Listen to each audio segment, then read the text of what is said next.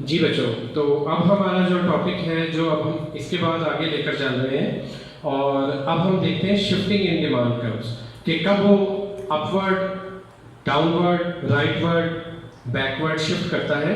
तो देखें डेफिनेशन में, when the entire demand curve shifts either to the right side or to the left side, the demand has a change। ठीक है, देखें ये आपका ओरिजिनल डिमांड कर्व है, दिस वन।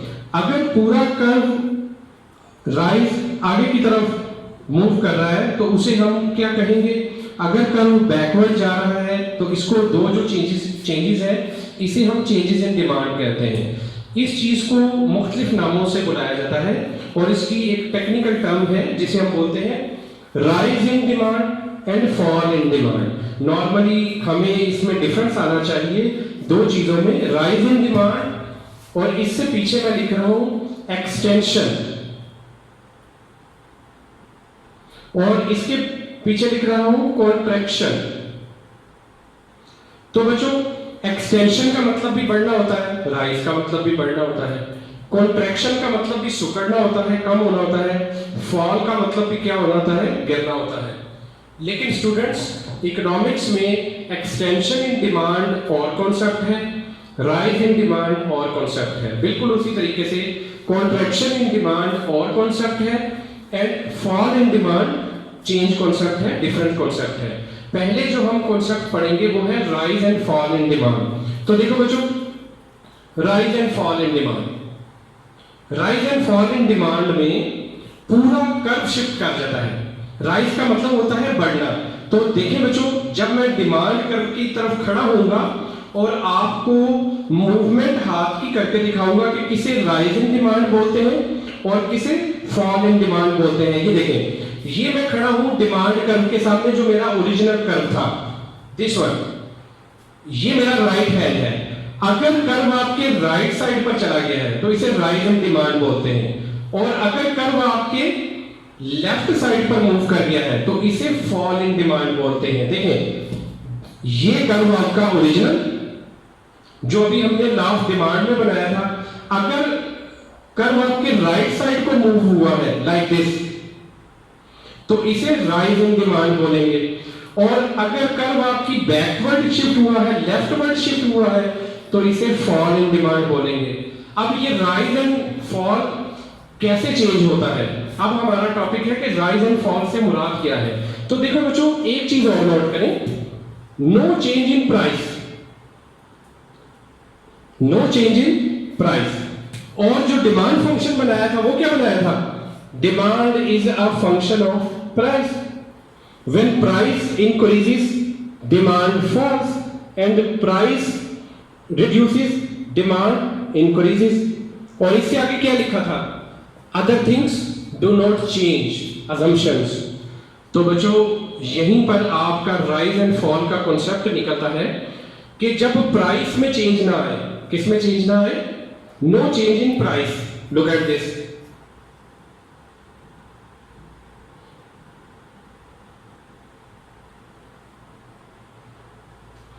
अगर डिमांड चेंज हो लेकिन प्राइस की वजह से चेंज ना हो, बल्कि अदर फैक्टर्स जो हमने अज्यूम किए थे कांस्टेंट है, किसी भी वजह से डिमांड चेंज हो जाए तो उसे हम राइज एंड फॉल कहते हैं। फॉर एग्जांपल, हम एक एग्जांपल लेते हैं कि सर्दियों का मौसम है और कमोडिटी की प्राइस वही है, लेकिन ठंडे मौसम होने की वजह से जो वूलन क्लोथ्स हैं, जैकेट्स हैं और दूसरी चीजें हैं, उनकी डिमांड ऑटोमेटिकली क्या करेगी? ऑफ कोर्स बढ़ेगी। तो ये प्राइस की वजह से इंक्रीज नहीं की, बल्कि प्राइस के अलावा जो अदर फैक्टर्स हैं, फैशन है, टेस्ट है, टेक्नोलॉजी है।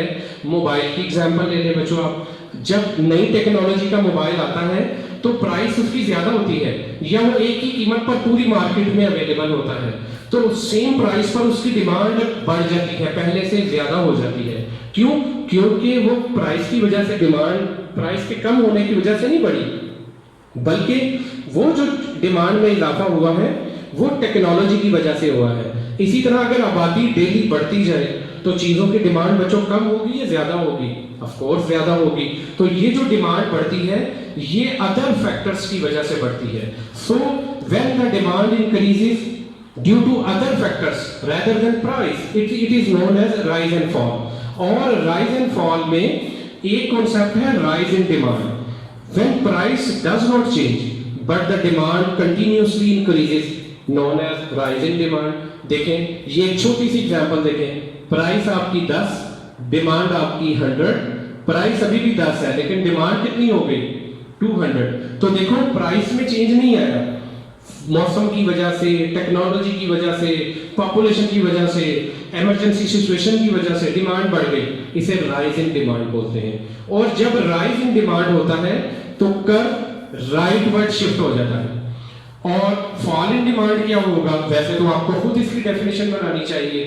फॉल इन डिमांड से मुराद ये है कि प्राइस में चेंज ना आए लेकिन डिमांड पहले से कम हो जाए. और इस सूरत में कर्व किस तरह का बनेगा, राइटवर्ड तो राइज का बना था, तो जो लेफ्ट वर्ड कर्व बना है वो फॉल इन डिमांड का है. ये देखें, इसको चेंज कर लें, इधर 200 से 100, प्राइस में चेंज नहीं आया लेकिन डिमांड कम हो गई. हो सकता है सर्दियों का मौसम चला गया, जिस तरह गर्मियों का मौसम आ रहा है, तो आने वाले दिनों में जैकेट की और गर्म मशरूबात की डिमांड बढ़ेगी कि कम होगी, ऑफ कोर्स कम होगी, प्राइस चाहे चेंज हो ना हो. तो इनको बोलते हैं फॉल इन डिमांड. इस सूरत में कर्व लेफ्ट वर्ड बन जाता है. तो बच्चों आपकी जो असाइनमेंट का तीसरा हिस्सा होगा वो बच्चों यही होगा कि आप एक छोटा सा स्केड्यूल बनाएंगे राइज इन डिमांड का और उसकी डायग्राम बनाकर दिखाएंगे. इसी तरह एक आप छोटी सी डायग्राम और एक स्केड्यूल बनाएंगे फॉल इन डिमांड का, उसमें आप मुझे फॉल इन डिमांड बनाकर दिखाएंगे. तो मैं आपको एक छोटा सा यहाँ पर डेमो देता हूँ, राइज इन डिमांड कैसे बनता है और फॉल इन डिमांड कैसे बनता है. ये बनाने के बाद आपको दो कॉन्सेप्ट समझ आ गए राइज एंड फॉल के. उसके बाद रह जाता है बच्चों extension and contraction in demand. पहले मैं अपना टॉपिक मुकम्मल कर लूं, फिर लास्ट पे मैं आपको उनकी डायग्राम्स बनाकर दिखाऊंगा.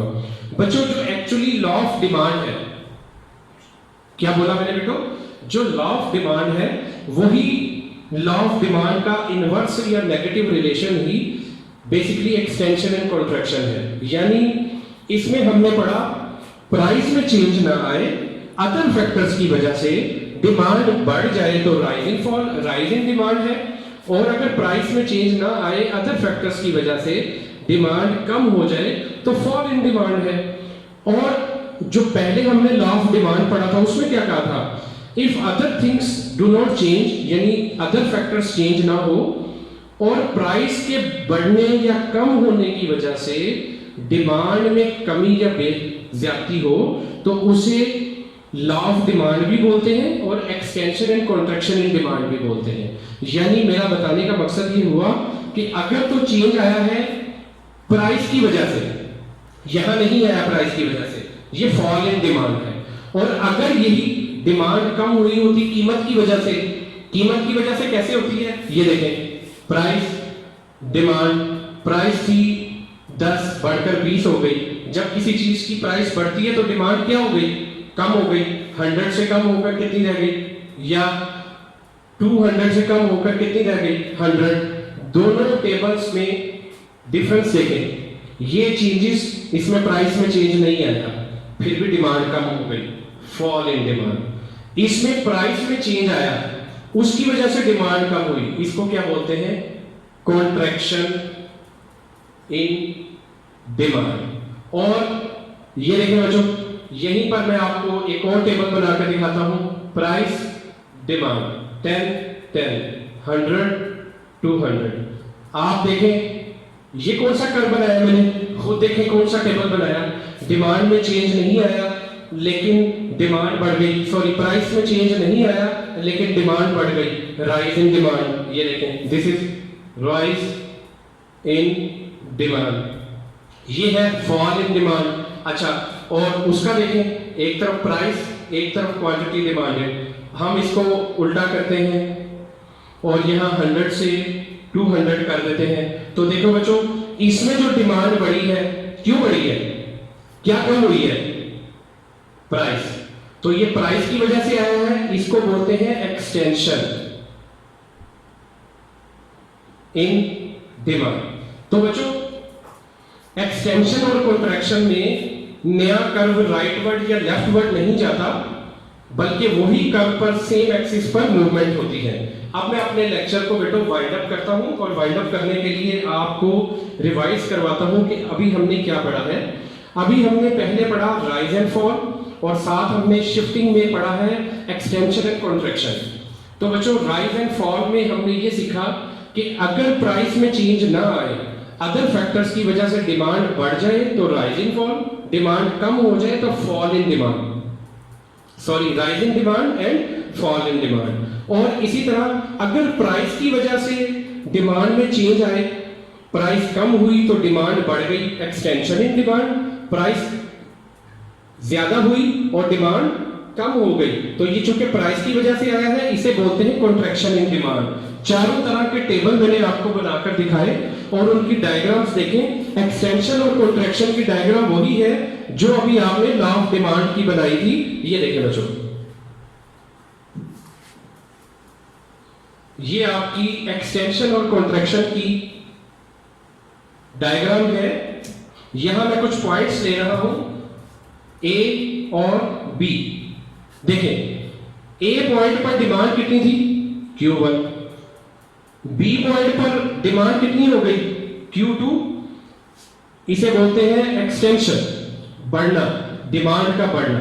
और अगर ये पॉइंट इस तरह होते, यहां ए लिख दें, यहां बी लिख दें, तो पहला पॉइंट ये और दूसरा पॉइंट ये, इसमें डिमांड पहले से क्या हो गई है बच्चों, बैकवर्ड आ गई है, पीछे आ गई है। क्यों?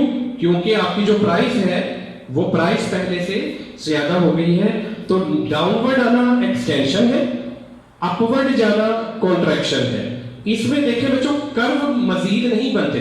जो राइज एंड फॉल था उसकी शेप कुछ इस तरह की थी। ये पहला कर्व, राइज में कर्व आपका आगे चला जाएगा और फॉल में आपका कर्व बैकवर्ड आ जाएगा। तो बच्चों ये आज का हमारा डिमांड थ्योरी से रिलेटेड टॉपिक था जिसमें मैंने आपको कुछ असाइनमेंट वर्क भी दिया। उम्मीद करता हूं कि आप बच्चों को डिमांड थ्योरी के हवाले से ये सारे टॉपिक समझ आए होंगे। फिर भी बच्चों मेरी अभी भी आपसे यही दोबारा से रिक्वेस्ट है कि if you are unable to learn anything you may ask me at any time. We are online here for 24 hours. You may leave me a text, you may leave me a voice message and I will explain you इंशाल्लाह। अब इसमें जो मैंने आपको assignments दी हैं छोटी छोटी, आप उन सब असाइनमेंट्स को कंबाइन करके बनाएंगे और वो मैं आपको दोबारा बताता हूँ जहां तक मैंने आपको बताई थी। एक तो मैंने आपको limitations the law of demand के रिलेटेड कि आपने लॉ ऑफ डिमांड की लिमिटेशंस सर्च करके लिखनी है। इससे पहले मैंने आपको इंडिविजुअल डिमांड कर्व और मार्केट डिमांड कर्व का खुद से टेबल बनाकर डायग्राम बनाने के लिए दी। फिर उसके बाद लॉ ऑफ डिमांड में मैंने आपको जो लिमिटेशंस दी हैं वो लिखनी है आप बच्चों ने, और फिर लॉ ऑफ डिमांड का टेबल और डायग्राम खुद से बनाना है।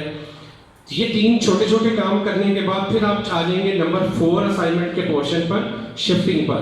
आप बनाएंगे rise in demand, fall in demand, extension and contraction in demand. इस तरह एक तरफ तो ये आपका मिड के लिए एग्जाम्स के लिए टॉपिक भी तैयार हो जाएगा, दूसरी तरफ आपको टॉपिक में जो चीजें नहीं समझ आ रही वो भी आपको समझने के लिए मेरे से दोबारा वक्त मिल जाएगा और एक आपकी पेपर की अच्छी तैयारी भी हो जाएगी। तो मेरी तरफ से बच्चों आप बच्चों को गुड बाय। इंशाल्लाह नेक्स्ट लेक्चर के साथ, नेक्स्ट टॉपिक के साथ मैं दोबारा आपको जो है अपलोड करूंगा।